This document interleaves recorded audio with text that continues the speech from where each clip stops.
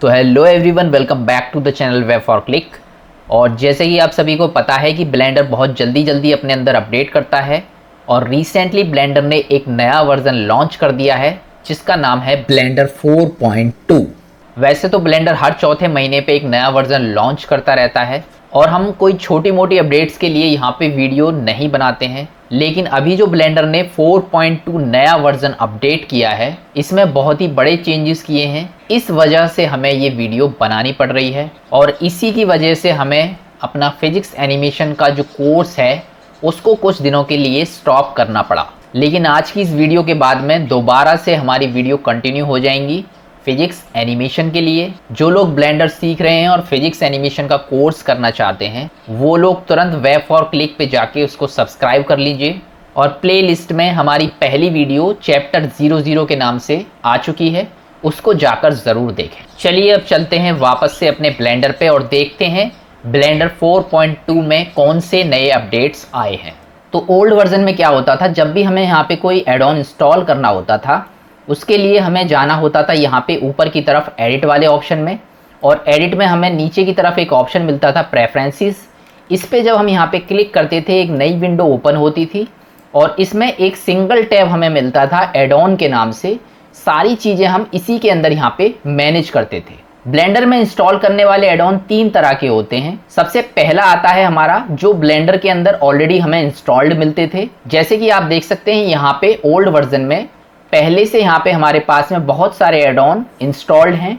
सिर्फ इन पे यहाँ पे टिक करना होता था और इनको हम यहाँ पे इस्तेमाल कर सकते थे। इसके अलावा दूसरे हमारे आते थे यहाँ पे जो हम बाहर से डाउनलोड करते थे। उसके लिए हमें ऊपर की तरफ एक टैब मिल जाता था इंस्टॉलेशन का और इस पे सिर्फ हमें टिक करना होता था। यहाँ पे जहाँ पे भी हमारे कंप्यूटर में हमने डाउनलोड किया है अपना एड ऑन उसको यहाँ से सेलेक्ट कर देते थे और वो हमारा इसी लिस्ट में यहाँ पे आ जाता था। और तीसरा हमारा होता था जब भी हम कोई नया वर्जन अपडेट करते थे तो पुराने वर्जन के एड ऑन अगर हमें उसमें लेके आने हैं तो उसमें एक छोटी सी सेटिंग्स होती थी जो हम नया वर्जन अपडेट करने के बाद उसको अगर टिक करते हैं तो पुराने जितने भी हमारे एड ऑन होते थे ओल्ड वर्जन के वो सब इसमें आ जाते थे। तो ये सारी की सारी चीज़ें हमारी सिर्फ एक टैब में हमें यहाँ पे मिल जाती थी और यहीं से हम उनको यहाँ पे मैनेज करते थे।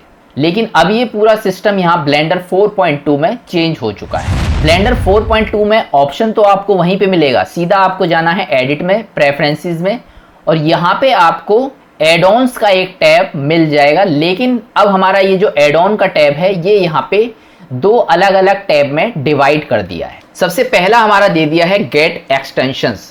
ये जो गेट एक्सटेंशंस वाला टैब है, जो भी एड ऑन आपको यहाँ पे इंस्टॉल करने हैं या डी इंस्टॉल करने हैं वो आपको यहाँ गेट एक्सटेंशन से ही इंस्टॉल करने हैं। और दूसरा हमारा जो एड ऑन वाला टैब है यहाँ से आप जो भी हमने यहाँ पे इंस्टॉल किए हैं एड ऑन उनको डिसेबल या इनेबल कर सकते हैं। ध्यान रहे कोई भी चीज़ अगर आपको यहाँ पे इंस्टॉल करनी है तो गेट एक्सटेंशन से ही करनी होगी। अब यहाँ पे जितने भी आपको ये एड ऑन दिखाई दे रहे हैं वास्तव में ये हमारे पुराने वाले ब्लेंडर में जो ऑलरेडी इंस्टॉल्ड होते थे जिन पे हम टिक लगा के इस्तेमाल कर सकते थे वही एड ऑन्स हैं, लेकिन पूरा सिस्टम यहाँ पे चेंज हो चुका है। सबसे पहले तो जब आप ब्लेंडर 4.2 को इंस्टॉल करेंगे तो ये सारी चीज़ें आपको यहाँ पे दिखाई नहीं देंगी। अगर आपको ये सारी की सारी चीज़ें आपको देखनी है तो सबसे पहले आपको अपने ब्लेंडर को कनेक्ट करना पड़ेगा इंटरनेट से, और इंटरनेट से कनेक्ट करने के लिए हमें नीचे की तरफ सिस्टम में जाना है और सिस्टम पे क्लिक करना है। और यहाँ पे ध्यान रहे कि नेटवर्क नाम से आपको एक ऑप्शन मिल जाता है। इस नेटवर्क वाले ऑप्शन में आपको ये जो अलाउ ऑनलाइन एक्सेस वाला ऑप्शन है ये यहाँ पे टिक करना है, अगर वो अनटिक है तो। जब आप इसको टिक करेंगे केवल तभी आपके ये सारे के सारे एड ऑन्स यहाँ पे बन के आएंगे। अब जैसे कि आपको 3 तरह के एड ऑन आपको बताए थे, तो सबसे पहले आते हैं जो हमारे ब्लेंडर के अंदर ऑलरेडी इंस्टॉल्ड हैं। तो जो भी आपके ब्लेंडर के अंदर ऑलरेडी इंस्टॉल्ड हैं वो सारे के सारे ऑलरेडी आपके पास में यहाँ पे मौजूद हैं।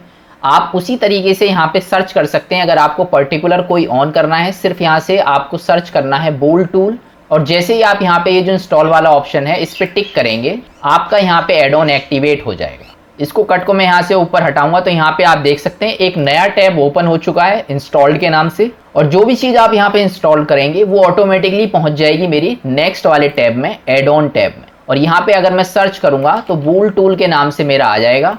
अगर आपको इसको डिसेबल या इनेबल करना है तो आपको यहीं से टिक लगा के इसको डिसेबल या इनेबल करना पड़ेगा। लेकिन आप यहाँ से इसको डी-इंस्टॉल नहीं कर सकते हैं। अगर आप इसको अनइंस्टॉल करना चाहते हैं तो वापस गेट एक्सटेंशन में जाना है और यहाँ इसके सामने एक छोटा सा आपको एरो का निशान दिखाई देगा।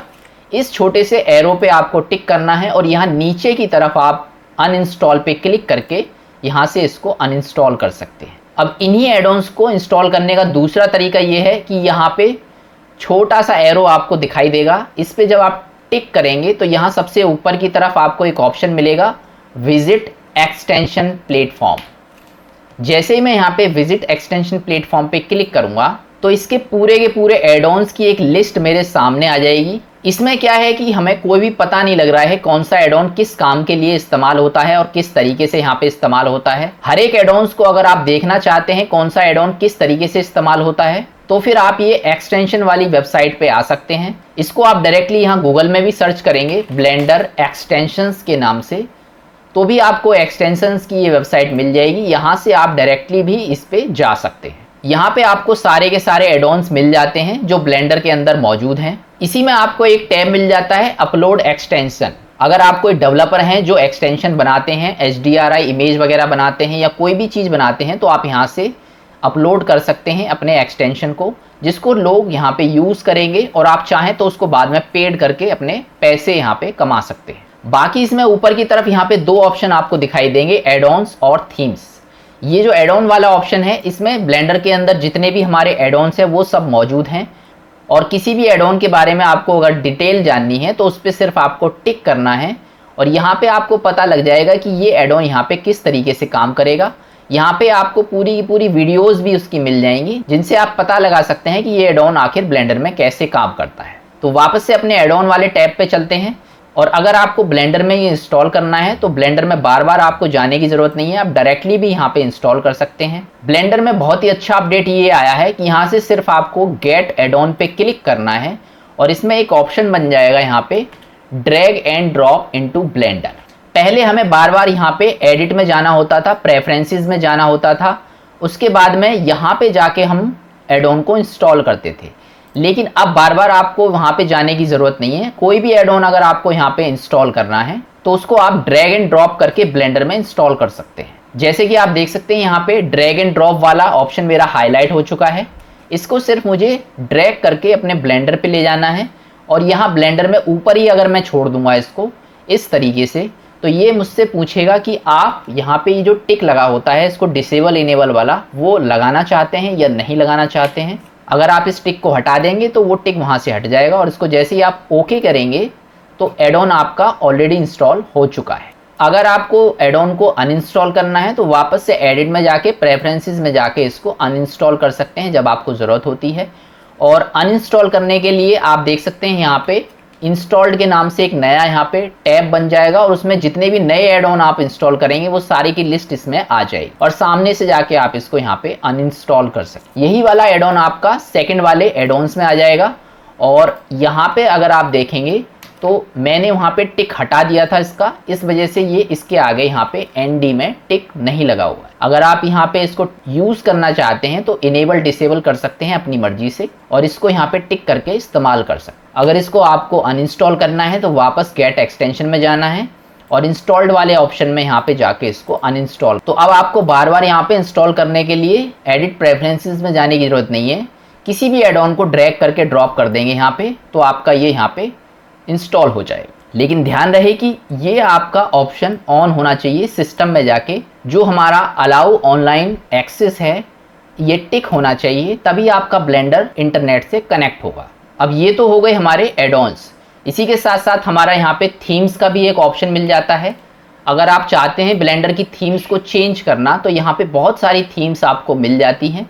ये जो थीम्स थी ये पहले भी मौजूद थी यहाँ पे, लेकिन यहाँ पे इंस्टॉल करने का तरीका इनका बहुत ही आसान कर दिया गया है। जैसे अभी मैंने आपको एड ऑन को इंस्टॉल करके दिखाया, वैसे ही आप यहाँ पे ये कोई भी थीम को इंस्टॉल कर सकते हैं बड़ी आसानी से ड्रैग एंड ड्रॉप करके।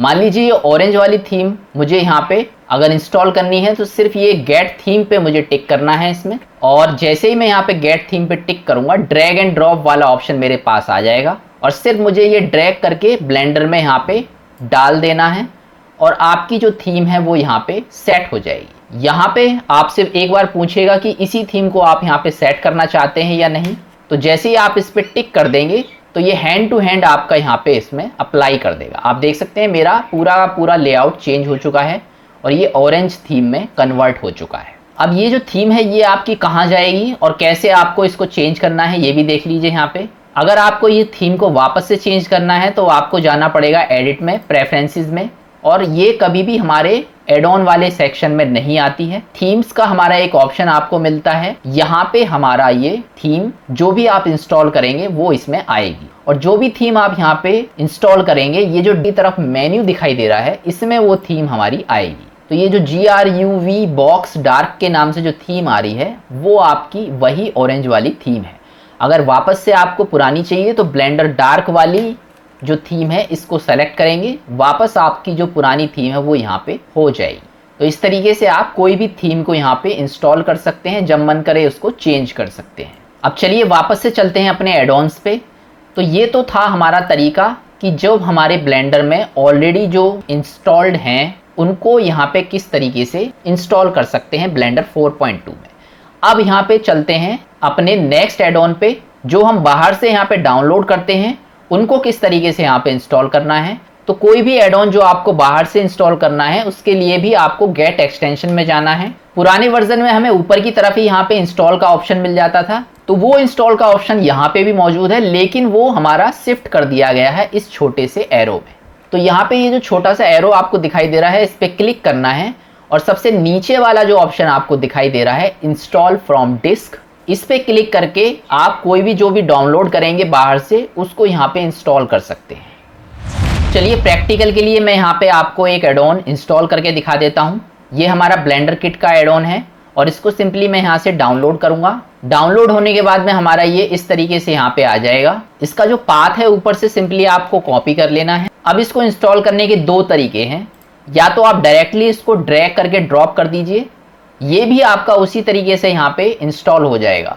सिंपली आपको इसको ड्रैग करना है, ब्लेंडर पे लेके जाना है और यहाँ ब्लेंडर के ऊपर लाके छोड़ देना है। उसी तरीके से आपसे ये पूछेगा कि इसको यहाँ पे आपको इनेबल करना है या डिसेबल करना है। सबसे पहले मैं इसको यहाँ पे डिसेबल कर देता हूँ, और जैसे ही मैं यहाँ पे ओके पे क्लिक करूँगा मेरा ये ऑलरेडी यहाँ पे इंस्टॉल्ड हो चुका है। अब मुझे इसको अगर देखना है तो एडिट में जाना है, प्रेफरेंसेस में जाना है, और यहाँ उसी तरीके से एक नया टैब बन जाएगा इंस्टॉल्ड का, और यहाँ पे आप देख सकते हैं हमारा जो भी नई चीज़ इंस्टॉल्ड होगी वो यहाँ पे इस तरीके से आ जाएगी। और इसको अगर डिसेबल इनेबल करना है तो आपको जाना पड़ेगा एड ऑन्स में, दूसरे वाले टैब में, और दूसरा वाला जो टैब है यहाँ पे आपको सर्च करना है ब्लेंडर किट। अगर आपको नहीं दिखाई दे रहा है तो आप यहाँ पे भी सर्च कर सकते हैं, मुझे ऊपर ही दिखाई दे रहा है ये। सिर्फ आपको यहाँ पे ये टिक करना है और आप इसको यहाँ पे इस्तेमाल कर सकते हैं। अगर आपका ये ड्रैग एंड ड्रॉप वाला सिस्टम काम नहीं कर रहा है, आपको प्रॉब्लम आ रही है इसमें, तो आप इसको डायरेक्टली यहाँ से भी इंस्टॉल कर सकते हैं।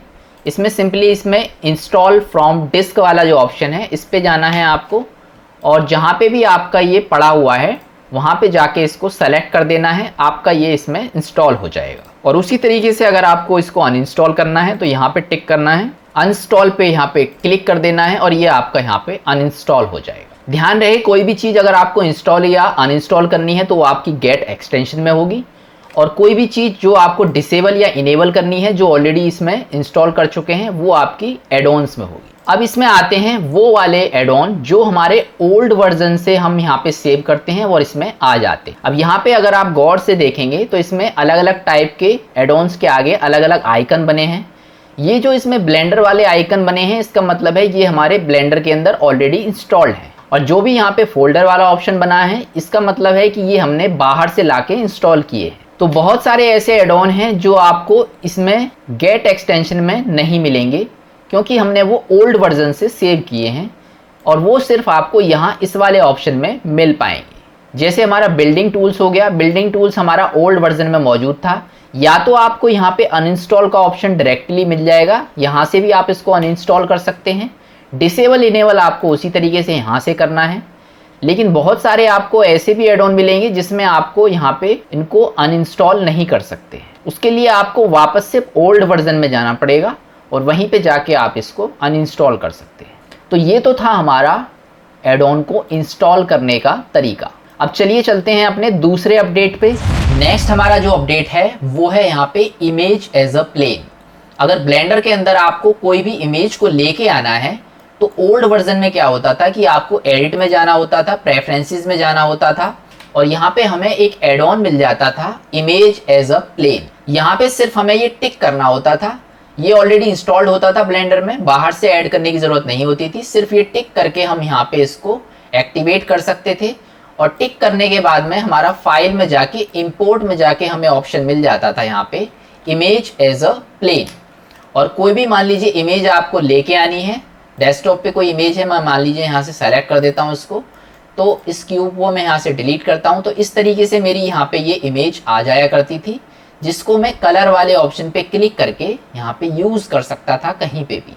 इसको अगर आपको साफ करना है तो यहाँ मटेरियल वाले ऑप्शन में जाके इसकी जो रफनेस है इसको आप खत्म कर दीजिए, बिल्कुल क्लियर इमेज बन जाएगी। तो ये हमारा ओल्ड वर्जन में हुआ करता था। अब चलिए आइए देखते हैं 4.2 वर्जन। ब्लेंडर 4.2 वर्जन में हमें कोई भी इमेज एज अ प्लेन नाम से कोई भी ऑप्शन आपको यहाँ एडिट प्रेफरेंसेस में नहीं मिलेगा, वो यहाँ से हटा दिया गया है क्योंकि वो हमें डायरेक्टली यहाँ पे एक ऑप्शन के रूप में दे दिया गया है। क्यूब को मैं यहाँ से डिलीट कर देता हूँ और वो ऑप्शन आपको कहाँ पे मिलेगा, शिफ्ट ए बटन दबाएंगे, इमेज वाले ऑप्शन में सबसे नीचे वाला जो ऑप्शन है यही हमारा किसी भी इमेज को ऐड करने का ऑप्शन है। तो इमेज एज अ प्लेन को यहाँ पे बना दिया गया है मैश प्लेन और वो डायरेक्टली हमें एक ऑप्शन में दे दिया गया है। अब आपको वहाँ से टिक करने की ज़रूरत नहीं है। ब्लेंडर 4.2 में आप डायरेक्टली यहाँ से क्लिक कीजिए और जहाँ भी आपकी इमेज पड़ी हुई है उसको बस यहाँ से सेलेक्ट कर दीजिए और इमेज आपकी यहाँ पे आ जाएगी। जब आप इसको कलर मोड में जाके देखेंगे तो इमेज आपकी पहले से और अच्छी बन के आएगी। और इसमें जो मटेरियल है इसमें भी रफनेस को अगर आप 0 कर देंगे तो ये बिल्कुल क्लियर हो जाएगी। तो इस तरीके से हमारा इसमें इमेज एज अ प्लेन 4.2 में हटा दिया गया है और उसको एक ऑप्शन में दे दिया है यहाँ पे मैश प्लेन के नाम से। तो चलिए चलते हैं अपने नेक्स्ट अपडेट की तरफ। सबसे पहले मैं आपको बता दूं कि अगर आप ब्लेंडर के अंदर वीडियो को एक्सपोर्ट करना चाहते हैं तो उसके लिए हमें यहाँ पे रेंडर सेटिंग्स में जाना होता है और वीडियो को एक्सपोर्ट करने के लिए हमें यहाँ पे 3 तरह के अलग अलग टाइप के इंजन दे रखे हैं जिनसे हम वीडियो को यहाँ पे एक्सपोर्ट कर सकते हैं। तो वीडियो की जो क्वालिटी होगी वो यहाँ पे इंजन पे डिपेंड करती है कि आप कौन से इंजन से यहाँ पे वीडियो को निकाल रहे हैं। सबसे पहले उठाते हैं अपना cycles engine. Cycles engine normal computer में यहाँ पे काम नहीं करता है। अगर आपको फिल्मों जैसी बेहतरीन वीडियो क्वालिटी चाहिए तो उसके लिए हमारा यहाँ पे साइकिल्स इंजन इस्तेमाल होता है और बेहतरीन वीडियो निकालने के लिए आपको कंप्यूटर भी बेहतरीन ही यहाँ पे चाहिए। 2-3 लाख से ऊपर तक के कंप्यूटर जो होते हैं केवल वही साइकिल्स इंजन के लिए यहाँ पे अच्छे से काम कर पाते हैं। और साइकिल्स इंजन में जो सबसे अच्छे से यहाँ पे काम करते हैं अभी रिसेंटली 4090 Ti ग्राफिक्स कार्ड या फिर 3090 ग्राफिक्स कार्ड से आप यहाँ पे साइकिल्स में अच्छे से रेंडर कर सकते हैं। इसके बाद में हमारा सेकंड वाला ऑप्शन आता है work bench engine. Work bench engine में आपको बता दूं कि ये हमारा इस्तेमाल नहीं होता है वीडियो को रेंडर करने के लिए। मॉडलिंग मोड में जो आपको दिखाई दे रही है यहाँ पे वायर फ्रेम की तरह, इनको निकालना चाहते हैं तो आप यहाँ पे इनकी इमेज को या फिर इसकी वीडियो को निकाल सकते हैं। तो वर्क बेंच जो है वो बहुत कम इस्तेमाल होता है। सबसे ज्यादा जो इसमें इस्तेमाल होने वाले इंजन है वो है हमारे या तो ईवी वाला इंजन या फिर हमारा साइकिल्स वाला इंजन। जिनके कंप्यूटर की कॉन्फ़िगरेशन बहुत ही हाई फाई है वो यहाँ पे साइकिल्स का इस्तेमाल करते हैं और जिनके कंप्यूटर की कॉन्फ़िगरेशन कम है वो यहाँ पे ईवी का इस्तेमाल करते हैं। तो अधिकतर हमारे जो यहाँ पे स्टूडेंट है वो यहाँ पे ईवी इंजन का इस्तेमाल करते हैं और इसी से वीडियो को और इमेज को निकालते हैं। तो नेक्स्ट हमारा जो यहाँ पे अपडेट है वो यहाँ पे ईवी इंजन के लिए किया गया है। तो ब्लेंडर 4.2 जो हमारा नया वर्जन आया है इसमें ये जो ईवी इंजन है इसको बहुत ज्यादा पावरफुल बनाया गया है और इसकी जो रेंडर सेटिंग्स है वो यहाँ पे बहुत हद तक चेंज कर दी गई है। तो जो लोग यहाँ पे नॉर्मल ग्राफिक्स कार्ड इस्तेमाल कर रहे हैं छोटा मोटा 20-25 हज़ार रेंज तक का, वो यहाँ पे ये 4 ऑप्शन टिक करके अगर अपनी वीडियो को एक्सपोर्ट करेंगे तो आपकी वीडियो की क्वालिटी नेक्स्ट लेवल हो जाती है जो हमारा ओल्ड वर्जन था उसके अंदर।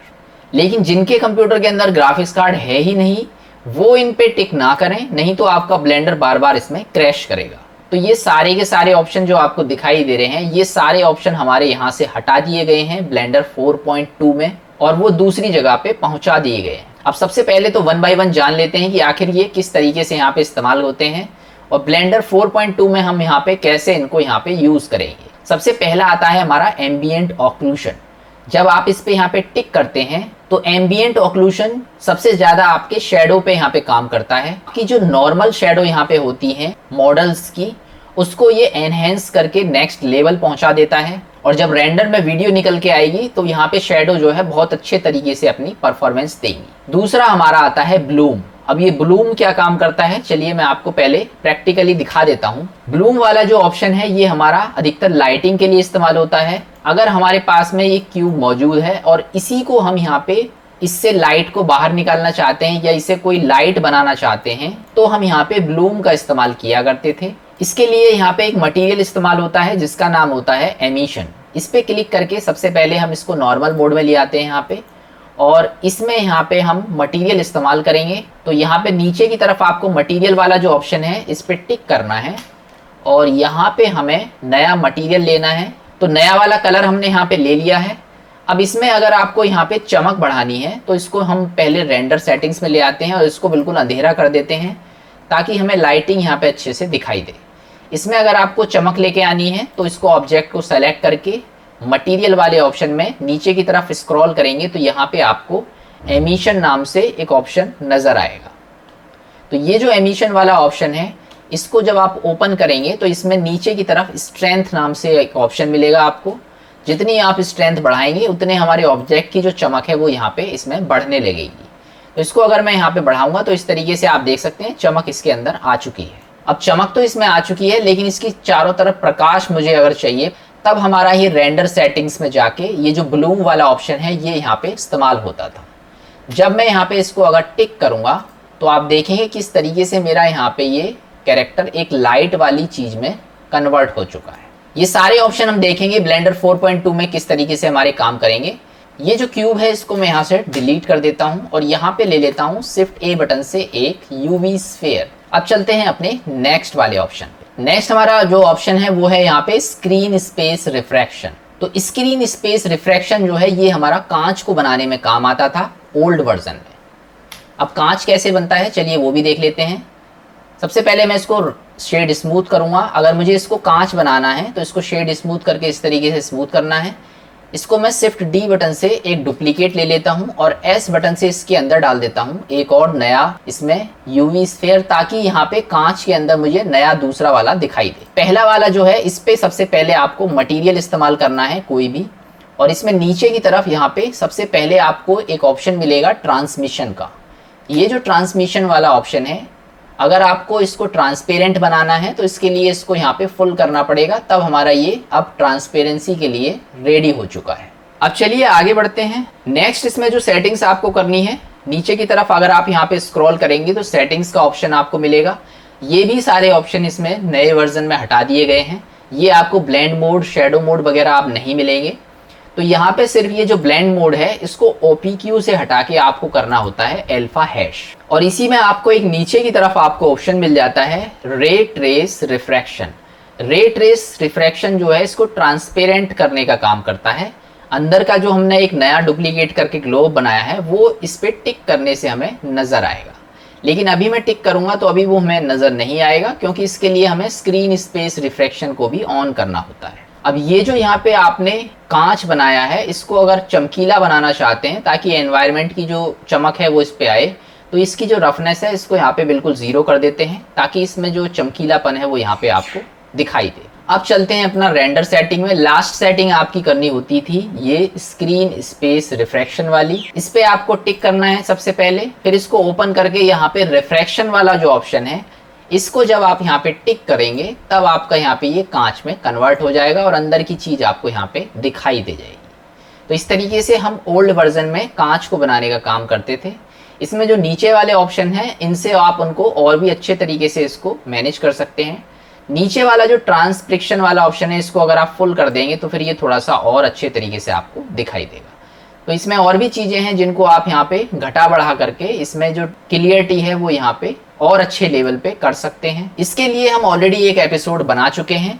इस वाले एपिसोड में जाके आप देख सकते हैं किस तरीके से हम यहाँ पे कांच को ओल्ड वर्जन में बनाया करते थे। लास्ट वाला जो ऑप्शन आपको दिखाई दे रहा है मोशन ब्लर, ये हमारा उन चीज़ों के लिए है जो यहाँ पे थोड़ा स्पीड में एनिमेशन करती है। और कोई भी चीज जो एनिमेशन करके स्पीड में जाती है उसको थोड़ा सा ये ब्लरनेस दे देता है, जिससे हमारी चीजें थोड़ी और अच्छी इसमें नजर आती थी। इस तरीके से 4 टिक लगाने के बाद आप जब यहाँ पे वीडियो को एक्सपोर्ट करते थे ओल्ड वर्जन में तो बहुत ही अच्छे तरीके से क्लियरिटी आपकी निकल के आती थी। अब चलिए चलते हैं अपना नए वर्जन में और वहां पे देखते हैं कि ये सारे के सारे ऑप्शन कैसे वहां पे काम करेंगे। चलिए हम आ चुके हैं ब्लेंडर के नए वाले वर्जन 4.2 पे। सबसे पहले मैं इसको यहाँ पे फुल स्क्रीन कर लेता हूँ और आइए अब देख लेते हैं यहाँ पे ईवी के रेंडर सेटिंग्स में कौन कौन से चेंजेस हमारे यहाँ पे हुए हैं। तो चलिए सबसे पहले चलते हैं यहाँ पे रेंडर सेटिंग्स पे। रेंडर सेटिंग्स टैब पे जब मैं यहाँ पे क्लिक करूंगा, ये जो पुराने वर्जन में इसमें आते थे ambient, occlusion, Bloom, screen space, refraction, वो सारे ऑप्शन आपके यहाँ पे ऊपर की साइड में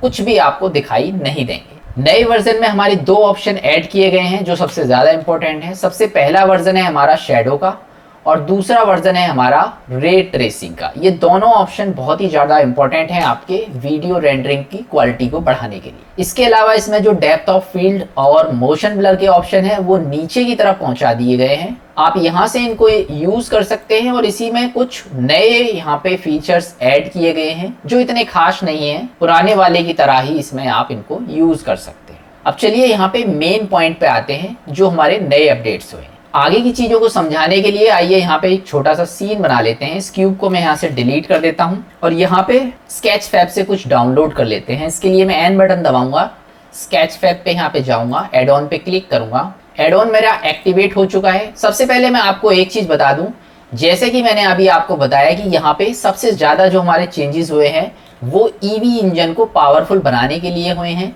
तो जब भी हमारे ब्लेंडर में कोई चेंजेस होते हैं हमारे एड ऑन पे वो इफेक्ट करते हैं। अब हमारा यहाँ पे ये जो एड ऑन्स हैं ये ईवी में आपके काम करना बंद करेंगे, यानी कि यहाँ पे आपको प्रॉब्लम करेंगे। फिलहाल स्केच फैब के लिए मैं आपको यहाँ पे सॉल्यूशन बता देता हूँ। बाकी जब चीजें अपडेट हो जाएंगी तभी आप उनको यहाँ पे दोबारा से इंस्टॉल करके एड ऑन को यूज कर सकते हैं। अब मुझे एक चेयर चाहिए जो मैं यहाँ पे डाउनलोड करना चाहता हूँ, तो उसके लिए मैं यहाँ पे डाल देता हूँ सोफा। सोफा पे मैं यहाँ पे क्लिक करूंगा तो इस तरीके से मेरे सामने काफी सारे सोफा आ जाएंगे।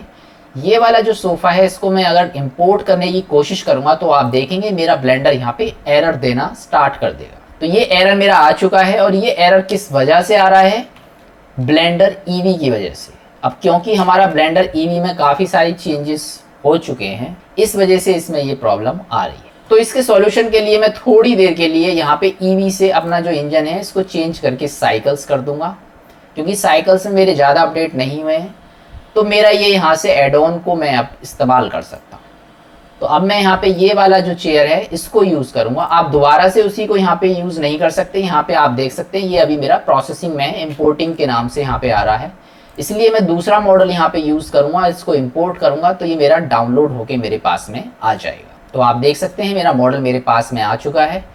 तो इस तरीके से आप भी यहाँ पे इसको साइकिल्स में चेंज करके अपने मॉडल डाउनलोड कर सकते हैं। जब आपका काम खत्म हो जाए वापस से इसको ईवी में यहाँ पे चेंज करके इसको इस्तेमाल कर सकते हैं। अब इसको मैं एन बटन से यहाँ पे बंद कर देता हूँ। अब चलिए यहाँ पे आगे का काम स्टार्ट करते हैं। सबसे पहले मैं एक प्लेन ले लेता हूँ इसके नीचे की तरफ, ताकि मुझे यहाँ पे इसको थोड़ा सा ऊपर की तरफ इसको ले आते हैं। प्लेन के ऊपर जैसे ये ज़मीन पे रखा हुआ मुझे नज़र आएगा। इस तरीके से मेरा प्लेन पे थोड़ा सा मैं इसको यहाँ पे। अब चलते हैं अपना रेंडर वाले मोड में। यहाँ रेंडर वाला जो लास्ट वाला ग्लोब है इस पर मैं क्लिक करूँगा ताकि इसमें जो कलर्स हैं वो नेचुरली मुझे यहाँ पे दिखाई दे। अब आते हैं अपने अपडेट्स पे। सबसे पहला जो चेंज इसमें हुआ है वो इसके शेडो के लिए हुआ है। पुराने वर्जन में शेडो के इतने ज़्यादा ऑप्शन हमको नहीं दिए थे, लेकिन यहाँ ये जो शेडो है ये बिल्कुल नेचुरली आपका काम करेगी। ये जो शेडो है ये आपको रेंडर सेटिंग्स में आपको मिलेगी और साथ के साथ जिस लाइट से आप यहाँ पे शेडो को बनाना चाह रहे हैं उस लाइट को आपको यहाँ पे सेलेक्ट करना है और यहाँ पे भी आपको ये ऑप्शन मिलेगा शेडो का। इन दोनों शेडो की मदद से आप अपने शेडो को जैसे मन करे वैसे यहाँ पे यूज कर सकते हैं। सबसे पहले लाइट के बारे में आपको बता दूं, लाइट को अगर मैं थोड़ा सा एनहेंस करना चाहता हूं तो इसकी जो पावर है इसको मैं थोड़ा सा 1500 करके यहाँ पे एनहेंस कर सकता। फिलहाल इतना मेरे लिए काफ़ी है, आप जितना चाहें उतना रख सकते हैं। नीचे जो प्लेन है इसको भी मैं यहाँ कोई कलर दे देता हूँ और इसका जो कलर है वो थोड़ा सा मैं रेड कर देता हूँ। रेड थोड़ा ज़्यादा चमकीला लग रहा है तो इसको थोड़ा सा मैं जो रफनेस है वो यहाँ से ख़त्म करूँगा इसकी। और इसके साथ साथ ये छोटा सा मेरे पास में एक लाइट का एक पॉइंट आ रहा है, ये हमारा आता है स्पेकुलर से। स्पेकुलर से हमारा जो लाइट है वो इस पूरे पे स्प्रेड होती है। तो इसका जो IQR लेवल है इसको आप ख़त्म कर दीजिए, ये आपका लाइटिंग का जो पॉइंट है यहाँ से हट जाएगा। अब चलिए शेडो देखते हैं। सबसे पहले तो जिस लाइट से आप शेडो बना रहे हैं उस लाइट को जैसे जैसे आप चारों तरफ मूव करेंगे, आप अपनी मर्जी से यहाँ पे शेडो को जिधर मन करे वहाँ पे इसको रख सकते हैं। जितना लंबा करना चाहते हैं इसको ऊपर से नीचे करके इसको इस तरीके से लंबा कर सकते हैं। जितना आप इसको आगे पीछे जहाँ रखना है उस हिसाब से अपनी जो लाइट है उसको यहाँ पे इस तरीके से सेट करेंगे। अब दूसरा, ये जो शेडो यहाँ पे बन के आ रही है इसको भी आप यहाँ पे मैनेज कर सकते हैं। इसको थोड़ा सा पहले मैं नीचे कर देता हूँ और हल्का सा जो लाइट है वो मैं इंक्रीज करके कर देता हूँ 2000। तो यहाँ पे ये जो शेडो आपको दिखाई दे रही है, ए बटन से सभी को सेलेक्ट करके हल्का सा मैं ऊपर कर लेता हूँ ताकि इसमें जो ग्रिड है वो मेरे प्लेन में मुझे यहाँ पे दिखाई ना दें। अब चलिए ये जो शेडो आ रही है इसको भी आप मैनेज कर सकते हैं। इसको मैनेज करने के लिए हमारे पास में दो ऑप्शन दिए गए हैं। सबसे पहले तो रेंडर सेटिंग्स में जब आप जाएंगे ऊपर की तरफ तो यहाँ शेडो को जब ओपन करेंगे तो यहाँ पे भी आपको ऑप्शन दिए गए हैं। नीचे एडवांस पे क्लिक करेंगे तो लाइट का जो थ्रेशहोल्ड है इसके लिए भी आपको ऑप्शन दिए गए हैं, लेकिन ये हमारा लाइट वाले ऑप्शन से कनेक्टेड होता है। जब आपका लाइट वाले ऑप्शन में चेंजेस करेंगे तभी आपके यहाँ पे इससे रिफ्लेक्ट करेंगे। फिलहाल अपना शेडो पे आते हैं। अब ये जो शेडो आपको दिखाई दे रही है, आप इसको कितना डार्क करना चाहते हैं, कितना आप इसको लाइट करना चाहते हैं, अब आपके हाथ में है सब कुछ। अब इस शेडो के लिए यहाँ पे हमें सबसे पहले लाइटिंग में जाके इसका चेंज करना है। लाइटिंग में जाना है। यहाँ पे लाइटिंग में जब शेडो वाले ऑप्शन को ऑन करेंगे तो यहाँ पे रेजोल्यूशन लिमिट जो आपको दिखाई दे रही है और ये जो फिल्टर आपको दिखाई दे रहा है, ये आपके यहाँ पे इसको शेडो को इफेक्ट करेंगे। तो रेजोल्यूशन लिमिट क्या काम करेगा, यहाँ पे इसकी जो एजेस आपको दिखाई दे रही हैं, ये कितनी स्मूथ रखनी है और कितनी रफ रखनी है, ये हमारा रेजोल्यूशन लिमिट पे डिपेंड करता है। अगर आप इसको बढ़ाएंगे तो फिर आप देखेंगे इसकी जो एजेस हैं वो भी यहाँ पे धीरे धीरे करके इस तरीके से रफ हो जाएंगी। इसको अगर मैं और बढ़ाना चाहता हूँ तो यहाँ पे 1 कर दूंगा तो आप देखेंगे कितना रफली मेरे यहाँ पे हो चुके हैं। 1 मेरा मैक्सिमम हो जाता है। इससे ज़्यादा आप करना चाहे कर सकते हैं, लेकिन उसका प्रभाव आपको ज़्यादा इसमें दिखाई नहीं देगा। 1 मेरा मैक्सिमम है। तो आप देख सकते हैं जितना रफ मैं चाहूँ उतना रफ कर सकता हूँ। इसको जितना कम करूँगा उतना मेरा ये स्मूथ हो जाएगा। तो मैं इसको यहाँ पे 0 कर दूंगा तो ये बिल्कुल मेरा स्मूथ हो जाएगा। फिल्टर हमारा उल्टा काम करेगा, जितना आप इसको बढ़ाएंगे उतना ये इसको प्रभाव को कम करेगा, यानी इसकी जो शेडो है इसको यहाँ पे थोड़ा सा लाइट करेगा। अभी मैं ये जो फिल्टर है इसको 5 अगर चेंज करूंगा तो अभी ये इस पर प्रभाव नहीं डाल रही है, क्योंकि ये कनेक्टेड है हमारी रेजोल्यूशन से। एक मेरा रेजोल्यूशन यहाँ है और दूसरा मेरा रेजोल्यूशन हमारा यहाँ पे है। इसको अगर मैं मिनिमाइज करूंगा तो आप देखेंगे यहाँ पे रेजोल्यूशन से कि हमारा अब ये कितना रेजोल्यूशन इफेक्ट डाल रहा है। अगर मैं यहाँ फिल्टर को 0 करके रेजोल्यूशन के चेंज करूंगा तब मेरा ये रेजोल्यूशन यहाँ पे इफेक्ट इसमें ज़्यादा नहीं डालेगा, क्योंकि मेरा रेजोल्यूशन जो है वो यहाँ पे अभी कनेक्टेड है फिल्टर से। तो इस फिल्टर की वैल्यू जितना आप यहाँ पे बढ़ा देंगे, मान लीजिए मैं 10 कर देता हूँ, तो उतना ही मैं अब ये जो रेजोल्यूशन है इसको कम करूँगा तो उतना ही मेरा ये शेडो को स्मूथ कर। आप देख सकते हैं इसकी जो शेडो है वो कितनी लाइट हो चुकी है। तो इस तरीके से यहाँ पे जो फिल्टर है इसकी मदद से आप यहाँ पे इस रेजोल्यूशन से इसके कम या ज़्यादा कर सकते हैं। जितना आपको बढ़ाना है उतना आप बढ़ा सकते हैं, जितना आप कम करना है उतना कम कर सकते हैं। लाइट की मदद से आप इसको आगे पीछे जहाँ मन करे वहाँ पे सेट कर सकते हैं इस तरीके से। और लाइट करना है तो फिल्टर को और बढ़ा दीजिए, ये आपकी जो शेडो है वो और यहाँ पे कम हो जाएगी। अब चलिए एक कैमरा लगा के यहाँ पे देख लेते हैं। नॉइजीपन जो आपको दिखाई दे रहा है जब आप इसमें इमेज निकालेंगे तब आपका ये इसमें नहीं आएगा। तो चलिए यहाँ पे 0 बटन दबाऊंगा तो मेरा यहाँ पे शेडो जो है इस तरीके से आएगी। लाइट को थोड़ा सा और डार्क ही कर देते हैं हम 2000। और अब मैं इसको यहाँ पे रेंडर करूँगा तो आप देखेंगे शेडो मेरा कितना स्मूथली यहाँ पे काम कर रही है। इसको जितना डार्क करना है रेजोल्यूशन आप बढ़ा दीजिए यहाँ से, या ये जो फिल्टर है इसको आप और बढ़ा दीजिए। मैं इसको कर देता हूँ 20, तो देखेंगे ये और भी यहाँ पे स्मूथ हो चुकी है। अब मैं इसको रेंडर करके दिखाऊंगा तो बहुत ही कम मेरी इमेज यहाँ पे दिखाई देगी। अगर इसको डार्क करना है तो ये जो रेजोल्यूशन है इसका, इस रेजोल्यूशन को फुल कर दीजिए, ये बिल्कुल डार्क हो जाएगी। जितना लाइट करना है उतना लाइट कर दीजिए। तो जैसे मन करे वैसे आप यहाँ पे मैनेज कर सकते हैं अपने शेडो को। फिल्टर और रेजोल्यूशन की मदद से इसको जितना चाहे उतना स्मूथ बना सकते। अब चलिए आगे बढ़ते हैं। ये तो था हमारा शेडो वाला ऑप्शन। अब आते हैं अपने ओल्ड ऑप्शंस के ऊपर जो हमारे इसमें से हटा दिए गए। सबसे पहले आते हैं अपना एम्बिएंट ऑक्लूशन और ब्लूम ऑप्शन। एम्बिएंट ऑक्लूशन और ब्लूम ऑप्शन जो है उनको हटा के हमारे पास में एक नया ऑप्शन दे दिया गया है जिसका नाम है रे ट्रेसिंग। रे ट्रेसिंग क्या काम करेगा, आपका जो वहां पे ब्लूम काम कर रहा था वो अब हमारा यहाँ रे ट्रेसिंग काम करेगा। और केवल ये यहाँ पे ऑब्जेक्ट के लिए काम नहीं करता है, लाइट जो आप यहाँ पे ये वाली लाइट जो दिखाई दे रही हैं इनको भी यहाँ पे नेक्स्ट लेवल तक इसकी रेंडरिंग को बढ़ा देता है। अभी ये जो लाइट है इसको मैं यहाँ से डिलीट कर देता हूँ, रे ट्रेसिंग को भी मैं यहाँ से हटा देता हूँ। लाइट को हटाने के बाद सबसे पहले एम्बिएंट ऑक्लूशन को देख लेते हैं। एम्बिएंट ऑक्लूशन क्या काम करता है, थोड़ा बहुत जो शेडो हमारी होती है रेंडरिंग के टाइम पे वो हमारे ऑब्जेक्ट को बहुत ही परफेक्टली वीडियो में दिखाती है। अभी मैंने यहाँ पे रे ट्रेसिंग को ऑफ किए हुए हैं और जैसे ही मैं इसको ऑन करूँगा थोड़ा सा चेंजेस आपको यहाँ पे नोटिस करना है। जैसे ही मैं यहाँ पे ऑन करूँगा देखेंगे शेडो यहाँ पे कितनी नेचुरली यहाँ पे हो चुकी है और कितने अच्छे तरीके से यहाँ पे इसको ऑब्जेक्ट इसको मैं यहाँ पे आपको दिखा देता हूँ अपना लाइटिंग में। अगर मैं रे ट्रेसिंग को हटाऊंगा तो आप देखेंगे शेडो मेरी यहाँ से जा चुकी है, लेकिन जैसे ही मैं रे ट्रेसिंग को ऑन करूँगा यहाँ पे शेडो कितना नेचुरली तरीके से यहाँ पे सारे के सारे ऑब्जेक्ट पे आपको पकड़ बना रही है। ये हमारा है एम्बिएंट ऑक्लूशन। तो ये दोनों एम्बिएंट ऑक्लूशन और ब्लूम दोनों जो हमारे फीचर हैं वो एक ही के अंदर डाल दिए गए हैं, वो है हमारा रे ट्रेसिंग। अब आते हैं अपना ब्लूम के ऊपर। ब्लूम के लिए मैं क्या करूँगा, यहाँ पे वापस से चलते हैं अपना रेंडर मोड में और यहाँ पे ले लेते हैं अपना एक यूवी स्फीयर। शिफ्ट ए बटन दबाएंगे, यूवी स्फीयर लेंगे और इसको थोड़ा सा मैं पीछे कर देता हूँ। उसी तरीके से हम यहाँ पे थोड़ा सा इसमें चमक लेके आएंगे एमिशन लाइट से।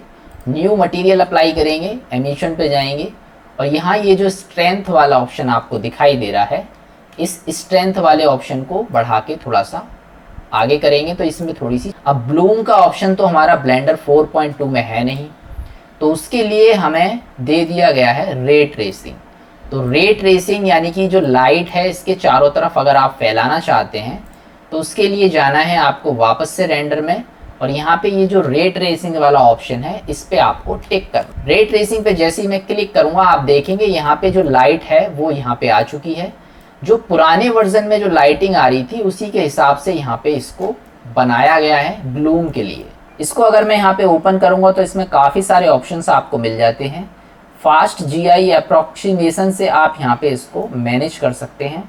इसको अगर आप और अच्छा बनाना चाहते हैं तो अच्छा बना सकते हैं लाइट से। सबसे पहले जो ऑप्शन आपको दिखाई दे रहे हैं रेज एंड स्टेप्स, अगर अपनी जो लाइट है इसको यहाँ पे नेचुरली और अच्छा बनाना चाहते हैं तो इसको आप बढ़ा सकते हैं। रेज मैक्सिमम आपका 4 पे काम करता है और स्टेप्स आपका मैक्सिमम 16 पे काम करता है। इसको बढ़ाने के बाद जो लाइटिंग की यहाँ पे जो नॉइजीपन है वो आपका यहाँ पे ख़त्म हो जाएगा। दूसरा इसमें यहाँ पे एक ऑप्शन मिलेगा आपको मैक्स रफनेस, लाइटिंग को कितना कम रखना है कितना ज़्यादा करना है ये मैक्स रफनेस से आप यहाँ पे मैनेज कर सकते हैं। इसको अगर आप बढ़ाएंगे तो इसकी जो पावर है वो यहाँ पे कम होगी, जितना आप इसको कम कर देंगे उतनी इसकी पावर यहाँ पे बढ़ जाएगी। तो इस तरीके से मेरा ब्लूम का और एम्बिएंट ऑक्लूशन का जो यहाँ पे काम है वो रे ट्रेसिंग की मदद से आपका हो जाएगा। इसमें बहुत सारे ऑप्शन अभी दे रखे हैं, इनको जब आप छेड़ के देखेंगे तो अपनी लाइट को और भी यहाँ पे नॉइजीपन जो है इसको ख़त्म कर सकते हैं। फिलहाल हम यहाँ पे ज़्यादा डिटेल में नहीं जाएंगे क्योंकि ये वीडियो सिर्फ आपको अपडेट देने के लिए है, तो ज़्यादा हम डीपली नहीं जाएंगे। और चलिए चलते हैं अपने नेक्स्ट ऑप्शंस की तरफ। ये जो रे ट्रेसिंग है इसको मैं यहाँ से बंद कर देता हूँ। ब्लूम वाला जो ऑप्शन है वो आपका शिफ्ट कर दिया गया है कंपोजिटिंग में। ये जो कंपोजिटिंग ऑप्शन आपको दिखाई दे रहा है इसमें आपका शिफ्ट कर दिया गया है। अभी हमने ये कंपोजिटिंग के बारे में आपको नहीं बताया है, लेकिन फिर भी मैं आपको यहाँ पे बता देता हूँ।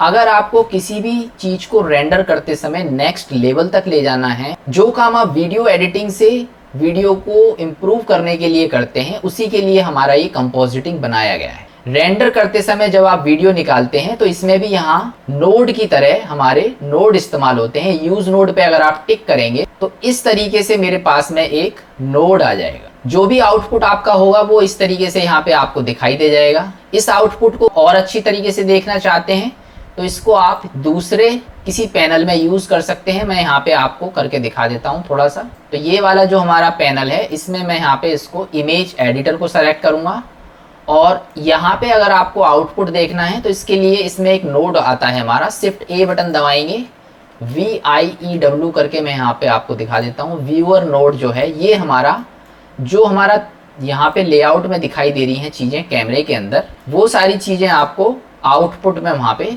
दिखाई देंगी। तो ये जो ब्लूम ऑप्शन है वो मैं इस ग्लोब पे इस्तेमाल कर रहा हूँ, तो वी बटन से जो कैमरा है इस ग्लोब पे यहाँ पे सेट कर देता हूँ और वापस से चलते हैं अपना कंपोजिटिंग में। अब इसका जो आउटपुट है वो अगर आपको देखना है तो व्यूअर नोड जो है इसको भी हम इमेज से कनेक्ट कर देंगे इस तरीके से, तो पीछे की तरफ आपको आउटपुट इसका नजर आ जाएगा। ये आउटपुट साइड में देखना है तो ये जो इमेज वाला ऑप्शन है इसमें आप व्यूअर नोड का ऑप्शन मिल जाएगा आपको, इस पर टिक करेंगे तो इस तरीके से आपका जो रेंडर वाला जो आउटपुट है वो यहाँ पे आएगा। अभी मेरा पुराना वाला जो रेंडर था उसका आ रहा है, जो मेरा कैमरा जो है वो मैंने सेट कर दिया है, तो इसके लिए सिर्फ आपको यहाँ पे दोबारा से एक बार रेंडर करनी पड़ेगी इमेज को, ताकि जो कैमरे वाली सेटिंग्स है वो दोबारा से अपडेट हो जाएं और इस तरीके से आपकी चीज़ें आ जाएं। जितनी बार आप अपना कैमरा शिफ्ट करते हैं उतनी बार आपको एक बार रेंडर कर देना है, तब आपका ये यहाँ पे चेंज हो जाएगा। हमारा मेन पर्पज़ है यहाँ पे आपको ब्लूम वाला ऑप्शन दिखाना, तो ब्लूम वाला जो ऑप्शन है वो मेरा अब आ चुका है यहाँ पे। इसके लिए मैं यहाँ पे एक ऑप्शन लूँगा ग्लेयर। ये जो ग्लेयर वाला ऑप्शन है पहले हमारा ये नहीं आता था, अब हमारा शिफ्ट होके हमारा जो ब्लूम वाला ऑप्शन है वो इसके अंदर यहाँ पे शिफ्ट हो चुका है। पहले ये वाला जो आउटपुट है इसको मैं वापस इससे कनेक्ट करता हूँ। इन दोनों को अगर आपको एक ही में शिफ्ट करना है तो शिफ्ट के साथ में यहाँ पे राइट क्लिक करके ड्रैग कर देंगे तो हमारा एक यहाँ पे एक बनेगा, फिर ये इससे कनेक्ट हो जाएगा। अब ग्लेयर को हम यहाँ पे इससे कनेक्ट करेंगे तो हमारा ये आउटपुट आप देख सकते हैं पीछे की तरफ इसमें आ चुका है। इसी में हमारा ये ब्लूम ऑप्शन दे दिया गया है और ये इस तरीके से हमारा ब्लूम ऑप्शन इसमें आ जाएगा। ये जो ब्लूम है वो बहुत ज़्यादा इसमें शो हो रहा है, तो ये जो साइज है इससे आप इसको मैनेज कर सकते हैं। मैक्सिमम साइज कितना रखना चाहते हैं लाइट का वो यहाँ से आप बढ़ा सकते हैं। मीडियम क्वालिटी रखनी है, हाई क्वालिटी रखनी है, ये आप पे डिपेंड करता है कि आप कैसा रखते हैं। पहले ये हमारा ईवी में कम काम करते थे, साइकिल्स में बहुत अच्छे से काम करते थे, लेकिन अब हमारा ये ईवी में भी बहुत ही परफेक्टली काम करेंगे। तो ये जो कंपोजिटिंग वाला ऑप्शन है इससे आप अपनी वीडियो की रेंडर को बहुत ही नेक्स्ट लेवल तक ले जा सकते हैं। इसमें बहुत सारे यहाँ पे ऑप्शन होते हैं जिनको नोड की तरह हम यहाँ पे यूज़ करते हैं। अगर आपको अच्छे से कंपोजिटिंग करना आता है तो आप वीडियो एडिटिंग को भी फेल कर सकते हैं और जो बड़ी बड़ी फिल्मों में वीडियो इस्तेमाल होती हैं उस लेवल की क्वालिटी आप रेंडर करके इससे निकाल सकते हैं। फिलहाल हम ये इसको यूज़ नहीं कर रहे हैं, सिर्फ आपको ऑप्शन बताने के लिए मैंने आपको यहाँ पे बताया। इसको यहाँ पे हम बंद कर देते हैं यूज़ नोड को, इसकी अभी हमें ज़रूरत नहीं है। सारे नोड यहाँ से डिलीट कर देते हैं, बैकड्रॉप हटा देते हैं और वापस से अपना चलते हैं अपनी जगह पे आगे के अपडेट्स को बताने के लिए। तो ये थे हमारे एम्बिएंट ऑक्लूशन और ब्लूम वाले ऑप्शन। फिलहाल जो एक्स्ट्रा चीज़ें हैं उनको मैं यहाँ से हटा देता हूँ। अब चलिए आगे बढ़ते हैं। तो इस तरीके से जब आप यहाँ पे ब्लूम और एम्बिएंट ऑक्लूशन वाला जो टिक करते थे उसकी जगह पे अगर ये रे ट्रेसिंग को टिक करके अगर आप वीडियो को रेंडर करेंगे तो फिर नेक्स्ट लेवल आपका यहाँ पे चीजें रेंडर होके आएंगी। नेक्स्ट हमारा आता है इसमें screen space refraction. Screen space refraction अधिकतर ट्रांसपेरेंट चीज़ों को बनाने के लिए इस्तेमाल होता था। अधिकतर कांच वगैरह जो बनाते थे उसको यहाँ पे हम यूज़ करते थे। अब यहाँ पे हम ब्लेंडर 4.2 के अंदर हैं और इसमें अगर हमें चीज़ों को ट्रांसपेरेंट करना है तो उसके लिए क्या करेंगे, चलिए उसको भी अब देख लेते हैं। तो फिर से आ गए हम ब्लेंडर के नए वर्जन 4.2 पे। अब चलिए नेक्स्ट अपडेट देख लेते हैं। सबसे पहले तो ये जो क्यूब है इसको मैं यहाँ से डिलीट कर देता हूँ। शिफ्ट ए बटन दबाऊंगा और यहाँ पे ले लेता हूँ मैं एक यूवी स्फेयर। अब जैसे कि आप सभी को पता है कि हमारा जो लास्ट ऑप्शन है वो है स्क्रीन स्पेस रिफ्रैक्शन, जो ओल्ड वर्जन में हमारा यहाँ से हटाया गया है। स्क्रीन स्पेस रिफ्रैक्शन मोस्टली कांच बनाने के लिए इस्तेमाल होता था। वैसे तो आप यहाँ पे नोड से कांच को बना सकते हैं, इसके लिए ग्लास BSDF मौजूद है। ओल्ड वर्जन पे कैसे कांच बनाते हैं उसके लिए ऑलरेडी हम यहाँ पे एपिसोड बना चुके हैं, अगर आपने नहीं देखा है तो ज़रूर देखिएगा। फिलहाल नए वर्जन 4.2 में स्क्रीन स्पेस रिफ्रैक्शन को हटा के यहाँ पे कोई नया ऑप्शन ऐड नहीं किया गया है, बल्कि इसी में एक ऑप्शन होता है हमारा अल्फा नाम से, वो यहाँ पे चेंज किया गया है। अब ब्लेंडर 4.2 में अल्फा की मदद से किस तरीके से हम यहाँ पे कांच बनाएंगे वो देख लेते हैं। सबसे पहले यूवी स्फेयर को मैं राइट क्लिक लेके शेड स्मूथ करूंगा और इसको शिफ्ट D बटन से इसके अंदर मैं यहाँ पे एक S बटन से स्केल करके दूसरा यहाँ पे स्फेयर ले लेता हूँ।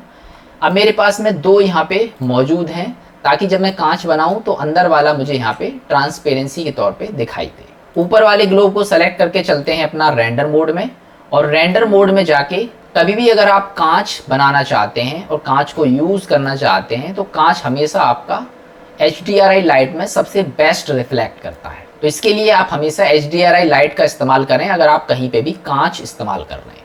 तो यहाँ पे HDRI लाइट को यूज़ करने के लिए वर्ड वाला जो मटेरियल है इस पे हम यहाँ पे क्लिक करेंगे और यहाँ पे कलर मोड में जाके एनवायरनमेंट टेक्सचर में हम यहाँ पे इस्तेमाल करेंगे HDRI लाइट। हमारे सिस्टम पे जहाँ पे भी HDRI लाइट पड़ी है ओपन वाले ऑप्शन से हम यहाँ पे जाएंगे और HDRI लाइट को हम यहाँ पे ये वाली लाइट में यहाँ भी सेलेक्ट कर लेता हूँ टेम्परेरी बेस पे। ये तो हो गया हमारा एनवायरनमेंट। अब चलिए इसको कांच बनाना है, तो इसके लिए इसको सेलेक्ट करेंगे, मटेरियल वाले ऑप्शन में जाएंगे, न्यू टैब पे क्लिक करेंगे और यहाँ पे हमें सबसे पहले इसको ट्रांसपेरेंसी देनी है, यानी कि ट्रांसपेरेंट बनाना है। इसके लिए हमारे पास में थोड़ा सा स्क्रॉल करके एक ऑप्शन मिलता है ट्रांसमिशन का, इसको सबसे पहले आपको 1 पे सेट कर देना है, फुल कर देना है। अब इसमें थोड़ा सा वाइटनेस आपको दिखाई दे रही है, चारों तरफ का जो एनवायरनमेंट है वो हमारे कांच पे रिफ्लेक्ट करता है, तो उसके लिए ये जो रफनेस वाला ऑप्शन है इसको आप जितना बढ़ाएंगे इतना हमारा इस पे ये वाइटनेस जो है वो बढ़ती है। तो मैं यहाँ पे इसको ख़त्म करूँगा तो आप देख सकते हैं अब मेरा ये बिल्कुल ट्रांसपेरेंट हो चुका है। अब इसको अगर आपको ट्रांसपेरेंट ग्लास बनाना है तो इसी में ये जो अल्फा वाला ऑप्शन है ये हमारा चेंज किया गया है। पुराना वाला जो वर्जन था उसमें अगर हम ये जो अल्फा है इसको यहाँ पे कम किया करते थे तो वो हमारा ऑब्जेक्ट यहाँ पे काला हो जाता था, लेकिन ये वाला जो अल्फा है हमारा ब्लेंडर 4.2 में अगर मैं इसको ट्रांसपेरेंट करना चाहता हूँ तो यहाँ से इसको मैं पकड़ के खींचूंगा और आप देखेंगे मेरा जो ग्लोब है वो यहाँ पे ट्रांसपेरेंट हो चुका है और अंदर का जो मेरा ऑब्जेक्ट है वो इसमें क्लियरली दिखाई दे चुका है। लेकिन चारों तरफ से अगर मैं घुमा के देखूंगा तो आप देखेंगे इसमें काफ़ी नॉइजीपन नज़र आ रहा है और जो ग्लास की एक क्वालिटी होती है वो अभी परफेक्टली इसमें नहीं आई। तो ये नॉइजीपन अगर आपको ख़त्म करना है तो इसके लिए थोड़ा सा और मटेरियल में स्क्रॉल करके नीचे की तरफ जाना है और यहाँ पे सेटिंग्स वाला जो ऑप्शंस है ये भी आपका मटेरियल का चेंज हो गया है।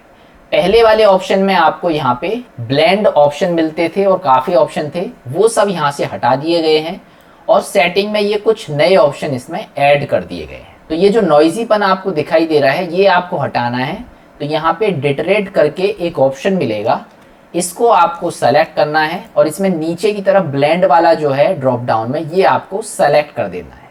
ब्लेंड ऑप्शन सेलेक्ट करते ही आपकी कांच की क्वालिटी इसमें आ जाएगी। आप देखेंगे चारों तरफ से अब इसमें कांच वाला एक क्वालिटी है वो आ चुका है। वापस से ऊपर जाके जितना आपको ट्रांसपेरेंट करना है, जितना आपको नहीं करना है उतना आप इसको कर सकते हैं। फिलहाल मैं इसको इतना ट्रांसपेरेंट रखूँगा। चमक जो आपको दिखाई दे रही है ये हमारी मैनेज होती है IQR से।